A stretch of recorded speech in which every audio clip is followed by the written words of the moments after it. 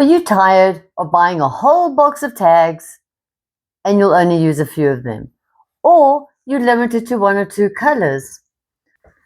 I was gifted this 2-inch punch, a tag punch, by UCEC. Thin paper, any cardstock, even sponge paper. Not foam, but more of a sponge paper.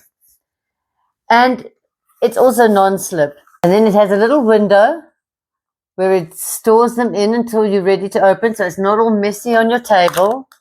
You open it up, and there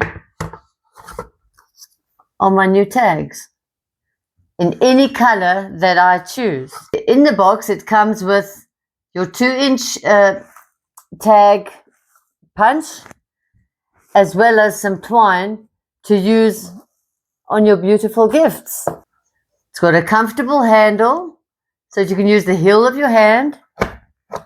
That is made of sponge paper. Don't use the one with adhesive. You don't want anything that's sticky because it's not good for the blades. Let's see.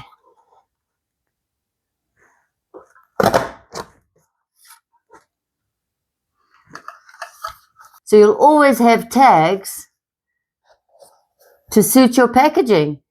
And you don't have to buy a box of 100 tags.